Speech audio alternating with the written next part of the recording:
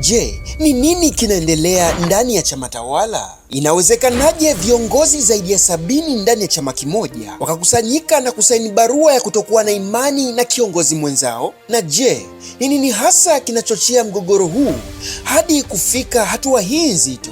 Msuguano ndani ya Chama cha Mapinduzi CCM katika wilaya ya Moshi mjini unaonekana kuingia katika hatua ngumu zaidi. Hii ni baada ya viongozi takribani 70 kusaini barua rasmi ya kutokuwa na imani na mmoja wa vigogo wa chama hicho ngazi ya wilaya. Kwa mujibu wa taarifa za uhakika nilizozipata katika gazeti la Mwananchi, barua hiyo imetumwa kwa katibu wa CCM mkoa wa Kilimanjaro. Waliotia saini katika barua hiyo ni pamoja na madiwani, wajumbe wa halmashauri kuu ya chama hicho katika wilaya ya kichama Moshi mjini. Katika barua hiyo, viongozi hao wanamtuhumu kiongozi huyo kwa madai ya kuwa anaeneza majungu, anaeneza fitina kwa viongozi wenzake. Wanadai tabia hiyo imekuwa chanzo cha mpasuko mkubwa ndani ya chama hicho, huku wanachama na viongozi wakianza kugawanyika. Lakini kinachoendelea kuongeza moto katika mgogoro huo ni ujumbe uliodaiwa kuwekwa kimakosa na kiongozi huyo katika ukurasa wake wa WhatsApp mnamo Jumapili ya Februari 22 mwaka 2026. Katika ujumbe huo ambao uliandikwa na kufutwa, alidaiwa kuandika maneno yanayoonekana kama tishio kwa baadhi ya viongozi wa serikali ya manispaa ya Moshi. Ujumbe huo ulidaiwa kumtaja Zuberi Kidumo pamoja na mkurugenzi wa manispaa Mwajuma Nasombe. Swali moja ni je, ujumbe huo ni mjumbe gani kiasi cha kufikia kuweka mpasuko mkubwa au vurugu ya kiasi hicho ndani ya Chama cha Mapinduzi? Sasa hapa nitakusomea ujumbe huo ulivyokuwa unasoma. Ninao ujumbe huo uliokuwa ukisomeka WhatsApp. Ujumbe huo ulikuwa unasomeka hivi: hii ndiyo habari ya mjini, kaeni mkao wa kula, tumeshawasha taa nyekundu, hatutabakisha mtu, tunawatoa wote. Ingawa ujumbe huo ulifutwa baadaye, lakini ulikuwa umeshasambaa katika majukwaa mbalimbali ya mitandao ya kijamii na kuibua mjadala mkubwa. Wajumbe waliosaini barua hiyo wanasema jambo hilo ni zito na linaweza kuzua mpasuko na mgawanyiko kwa wanachama wa CCM na linavunja mahusiano mema kati ya CCM na serikali. Wameamua kukijulisha chama kuwa kiongozi huyo anakivuruga chama cha CCM na kukishusha hadhi yake. Kwa mujibu wa andiko hilo ni kwamba kiongozi huyo ameonyesha wazi hamuungi mkono meya na mkurugenzi wa manispaa hiyo na kushindwa kuwaunganisha wanachama na viongozi kwa madai ya kuendeleza majungu na mpasuko. Jana Machi 9 mwaka 2025, wajumbe wote walisaini andiko hilo. Walitakiwa kufika mbele ya sekretarieti ya CCM mkoa ili kuhojiwa juu ya malalamiko hayo, lakini cha kushangaza, waliofika walikuwa ni wajumbe watatu tu kati ya wale 70 waliosaini barua ile. Lakini inasemekana kuwa waliosaini andiko hilo Februari 23 mwaka 2026, ambao ndio kiini cha purukushani zilizoibuka katika kikao cha halmashauri kuu ya CCM mkoa wa Kilimanjaro iliyoketi Machi 7 mwaka 2026, walitaka suala hilo lijadiliwe kwanza kabla ya kuanza kikao. Leo Jumanne Machi 10 mwaka 2026, kamati kuu ya siasa mkoa wa Kilimanjaro imekutana chini ya mwenyekiti wake Patrick Boisafi, na inaelezwa miongoni mwa mambo yatakayotawala kikao hicho ni mtafaruku unaoendelea. Nilipopita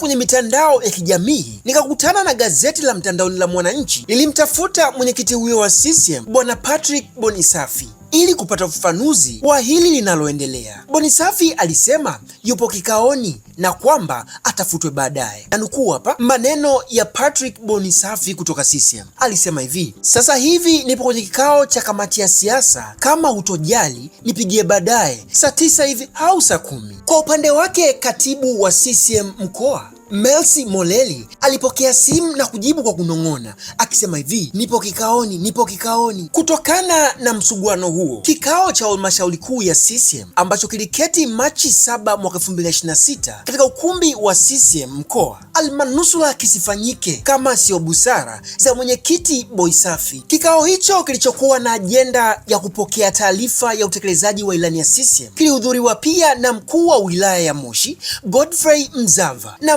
mbunge wa Moshi mjini Ibrahim Shayo, ambaye hata hivyo aliondoka baadaye. Taarifa zinasema tukio hilo linakuja takriban wiki moja sasa tangu mlezi wa mkoa huo kichama, ambaye pia ni mjumbe wa kamati kuu CC na katibu wa siasa na uhusiano wa kimataifa Rabia Hamid kuitisha kikao cha maridhiano kilichofanyika Machi 1 mwaka 2026. Kikao hicho kilihudhuriwa na shehe wa mkoa wa Kilimanjaro Shaban Mlewa, mkuu wa mkoa wa Kilimanjaro Nurdin Babu, mkuu wa wilaya ya Moshi na mbunge wa Moshi mjini na meya wa manispaa ya Moshi Zuberi Kidumo. Wengine waliohudhuria kikao hicho ni mjumbe wa halmashauri kuu NEC Selemani Mfinanga, katibu mwenezi wa CCM manispaa ya Moshi Athman Ali, na diwani wa kata ya Bomambuzi Juma Raibu, na mwenyekiti wa CCM wilaya Faraji Swai. Sasa tafrani gani ilitokea siku hiyo? Unaambiwa hivi, baada ya mwenyekiti wa CCM Moshi mjini Faraji Swai kufungua kikao hicho, walijitokeza baadhi ya wajumbe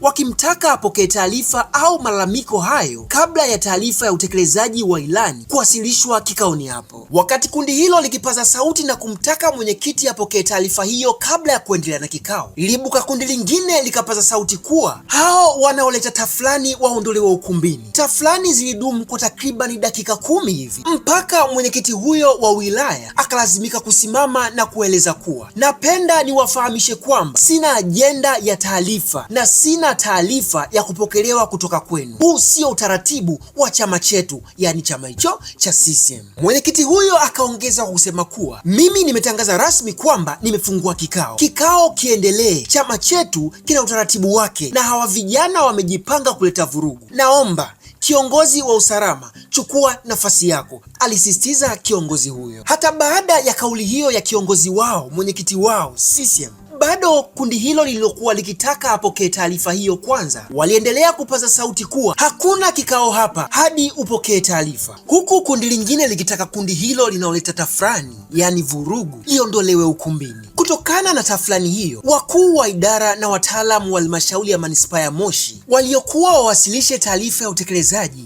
walitoka nje na baadaye kurudi ukumbini baada ya hali kutulizwa na Boy Safi. Baada ya tafrani na vurugu zile, mwenyekiti wa mkoa alizungumza. Akizungumza katika kikao hicho, Boy Safi alisema kilikuwa ni mahususi kuangalia utekelezaji wa ilani ya uchaguzi kwa miezi 6 kuanzia Juni hadi Disemba mwaka 2025 na kuomba radhi wataalamu wa halmashauri kwa kile kilichotokea ukumbini. Na nukuu hapa maneno ya Boy Safi. Boy Safi alisema hivi, wataalamu, hapa mmeona vitu ambavyo hamkuvizoea kuviona, lakini hizi ndiyo siasa. Hakuna jambo la ajabu limetokea, ni jambo la kutafakarisha na ninasikitika. Kikao hiki kina ajenda na ajenda ziko 4, alisema mwenyekiti huyo. Mwenyekiti huyo aliongeza kusema kwamba kuna ajenda zinahusu utekelezaji wa ilani ya CCM ambayo kwayo ninyi wataalamu mngekuwa mnawasilisha kwa kupitia kamishna wetu. Tukimaliza tuwaombe mtoke nje na waandishi wa habari pia wangetupisha. Kini yametokea yaliyotokea. Haya yatajadiliwa baadaye wa kupokea taarifa ya utekelezaji wa ilani ya chama chetu na ajenda itakayofuata. Mwenyekiti wa wilaya atasimama. Boy Safi akasema chama chetu cha CCM kina taratibu zake. Unaandika kwa mamlaka, watasoma, watakuiteni na kuwasikiliza na baadaye kujadili. Kukosoa au kukosolewa ni sehemu ya miongozo kwenye chama chetu. Mnajua wilaya hii ilikuwa wapi? Miaka 25 tumekataa maendeleo yetu wenyewe. Miaka 5 ya nyuma tukakubali tunataka maendeleo. Miaka 5 hii ya 2025 hadi 2030 tukasema tunataka maendeleo. Mwenyekiti huyo Boy Safi aliongea mengi sana. Natamani ningekuletea hapa, lakini habari kutoka ndani ya CCM zinadai kwamba mgawanyiko na mpasuko ulianza katika mchakato wa kura za maoni ubunge wa 2020 na 2025, ila hakuna jitihada za kuvunjwa makundi zinaonekana kufanywa na viongozi. Nini maoni yako? Ilikuwa mtu wa kwanza kupata habari zetu, tafadhali usisahau kusubscribe, kulike na kucomment, na chini ya comment zangu hapa nimekuwekea swali ambalo nataka unisaidie kujibu.